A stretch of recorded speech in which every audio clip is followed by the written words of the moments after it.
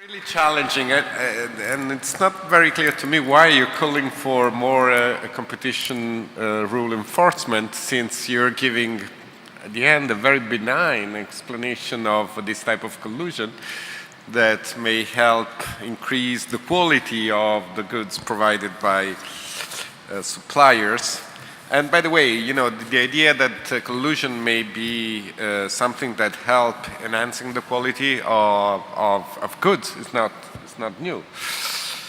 So that's very challenging because, you know, it's a very different perspective from what we have been discussing so far, since, you know, the cartel is something desirable in your view, or might be.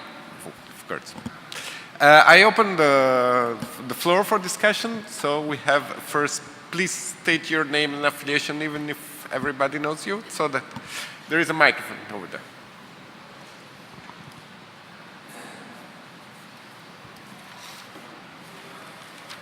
Yes.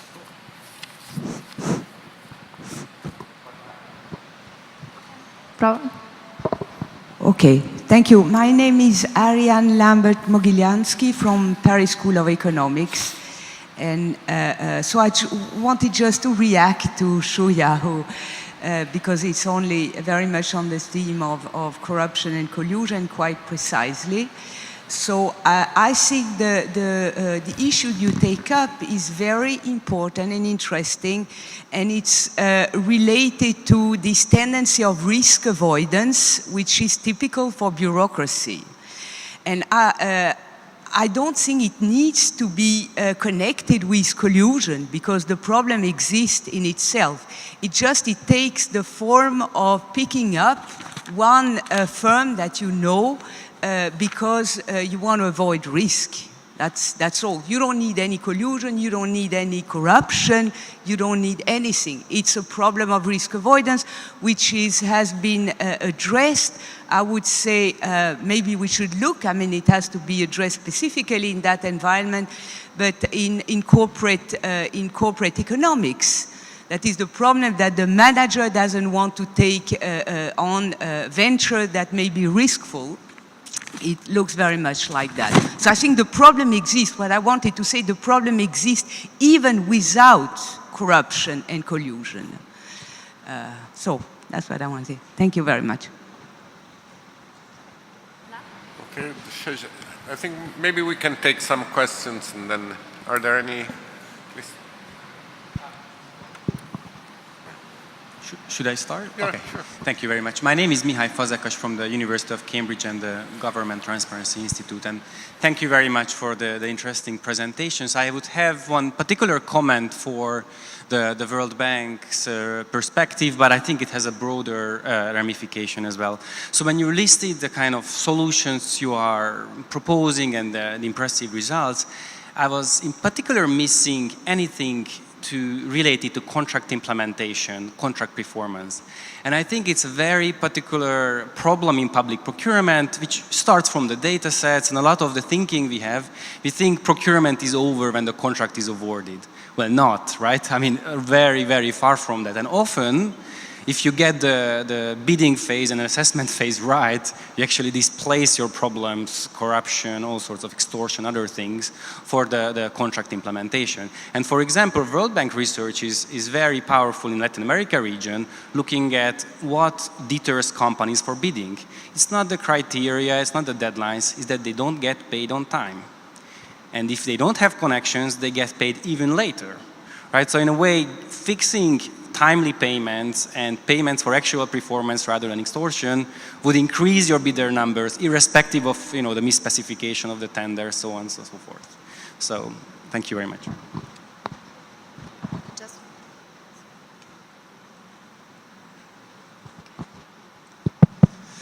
Good morning. My name is Luca Arnaudo, Italian Competition Authority, and Luis Guido Carli, University in Rome. Thank you very much for your presentation. I have one question for the representative of World Bank as regards the issue of price confidentiality agreements. I mean, there are some specific cases, mostly related to tenders of products, not services, I have in my mind, for instance, the drugs cases, where we are facing an increasing amount of price confidentiality agreements as regards I'm selling these products to you, but you are not able to disclose the end results of the tenders procedures. So I would like to know what is the position of the World Bank as regards this issue, because I understand price transparency is a kind of double-edged sword, but these agreements are becoming a real issue in many different industries. Thank you.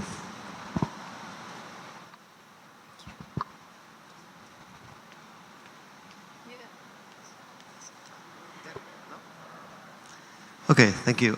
My name is Hamid Sharif. I'm from the Asian Infrastructure Investment Bank. I was previously with the ADB as head of procurement. Professor Shuya, a very interesting problem which you face, which MDBs actually face quite a lot in some sectors, where, especially in the power sector, where there are established suppliers. And of course, you have the emergence of China and Chinese firms are far more competitive. And a number of times, we've had power utilities saying, well, actually, we'd rather stick to Siemens or whoever they've been dealing with for the last 40 years. So it's a very familiar problem. It's not necessarily driven by corruption, though I'm a bit surprised that you make it sound as benign as it is. I'm skeptical. I think there is some sharing of those profits going on as well. But one of the techniques I think which can be used, and MDBs do use, is to ask for obviously certificates, which show that the equipment actually works for so many number of days or hours or months or years, whatever. And the second is you start demanding higher security, for performance. So that's one way to mitigate. Otherwise, you really don't allow competition and new firms and new technology to emerge if you endorse this sort of practice. And I just want to comment on the comment from a colleague from Cambridge, that I think there is a blind spot with procurement agencies, including MDBs, that we focus so much on the award that actually a lot of the bad stuff happens after the award. And one of the critical factors which we use to monitor is delay in payment. When officials are sitting on payments and payments are delayed, there's something wrong.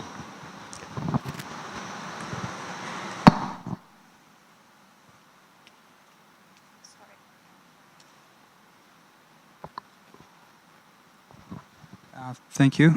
Georgi Lomtadze from IDFI, an NGO based in Georgia. We've talked a lot about contract performance in the questions, and to our mind, from the Georgian perspective, an NGO that tries to monitor procurement, yes, subcontracting can be a problem, but I think that the starting point is that we rarely have information about subcontractors. In Georgia, we have an electronic platform, right? And when we have the contracts uploaded, first of all, the quality of the data is lacking modern times because we have it in scans of PDFs, that's one. And then there is no mandatory point in the legislation which says that information about subcontractors should be public as well. So that is one of the loopholes, right? That is one of the holes in the legislations that probably many use, and even if they use, we don't know it. We need to prove it, right? And once you look into the contract, there's a cap of 30% can be subcontracted. 30%, okay, but it never is mentioned anywhere that there actually has been a subcontract. So the problem is that there is no kind of a drive on the international level that subcontracting should also be just as public as tender documentation criteria and then contract itself. So what is the take of the World Bank on this? Just curious. Thank you.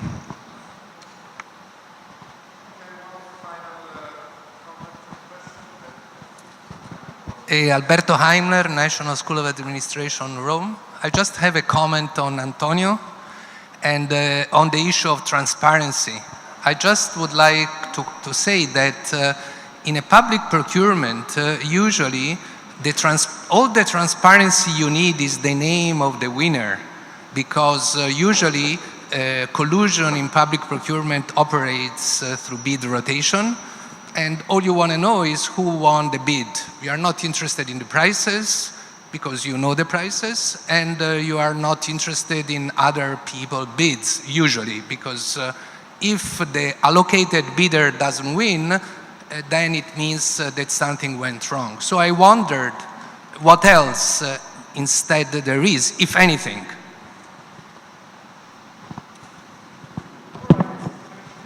For your comments and question, I will give a couple of minutes to each speaker to react to all comments, not necessarily those that were addressed to you. I mean, you can react also to other comments. On Alberto's question, you are absolutely right. There is a degree of transparency which is necessary. You have to disclose the winning bidder, I mean, which is the minimum degree of transparency that you need. I think a lot of the question on transparency, and I think Graciela mentioned some of them, are during the tender process as well. These pre-tender meetings, allowing contacts which facilitate the establishment of an agreement. And there is where the system is geared to maximum transparency. We always say, well, you know, to some extent you can you know, fine-tune how much transparency you want during the process. The answer to your question is also in some markets, maybe specific of some markets, time of disclosure of the information is key. You can disclose some information later on, and that maybe disrupts or makes a cartel agreement more complex to implement. So in that respect, I think there is no real answer to what is the perfect policy solution to this question of transparency. One comment, which is unrelated to the question, but I think it, to me came up, at least hearing the presentation.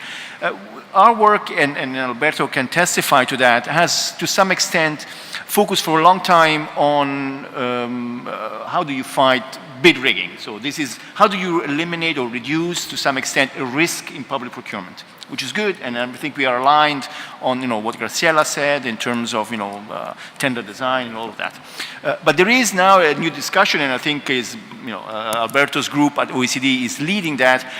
Regardless of collusion in the public tender, you can try to maximize competition in the system itself. There is work ongoing, for example, about abnormally low tenders. That is regardless of whether there is a cartel behind the tender. But if you're excluding, excessively low bids, and this is counterintuitive. Competition is about low bids. You want to, but there are other objectives behind. Reasons for excluding abnormally low bids, abnormally low tenders. So I think there is a lot of work, and that's where competition authority and contracting authority can work together to, again, fine-tune system to inject more competition, and regardless of the risks that bid rigging and collusion can arise. Antonio, can I ask you this? Don't you think that too much emphasis is on ex ante, as somebody has pointed out? So in the procurement, at the very beginning of the procurement phase, where the contract has to be awarded, rather than on the enforcement of the contract, yes, or an enforcement of rules, also exposed? Absolutely, that is a problem, and I think in our work we have focused, especially his work on fighting bid rigging, has focused a lot on the ex ante, because that's where you can especially detect, and that's a lot of the work has happened on detection. That's where you can see the signs of collusion taking place, and that's where you can intervene ex ante. I mean, I think the ex ante ex post from a competition authority perspective, and that's where, of course, our committee has come from, is linked to frustration. I mean, the frustration is that you intervene ex post with an antitrust intervention, and it's, 2 years after the contract's been issued or, it's been signed, and then, you have, and so that's why a lot of work, efforts has been done on ex ante. How can you set rules and practices to try and limit the risk? How can you inject competition in, early on? But there is, and of course, it's very important to also look at the execution of the contract, especially when it comes to, sort of corruption. A lot of these takes place after, so that the process, the procurement process itself is very neat, it's very clean. It's what happened afterwards. That's. I want to one remark that the characteristic of kansei dango in Japan is public officials in Japan is reluctantly or passively involve the kansei dango. They don't want a monetary bribe. More is the quality is more important for public procurement. The quality includes the timeliness of the public procurement. So the most terrible situation in the Japanese public procurer is delays, apparent lack of progress in public procurement. So because in Japan, the national budget system, the only 1 year limitations. So the over the 1 year limitation of the budget, the public procurer again must get the budget from the Ministry of Finance. So that is a very costly, the time consuming, is a very heavy burden. That is the problem, the national budget system, the 1 year limitation. So the, this is a very institutional problems. That's all. Okay, thank you very much. So please join me in thanking the 3 speakers. And now there is a coffee break. We will resume in 30 minutes.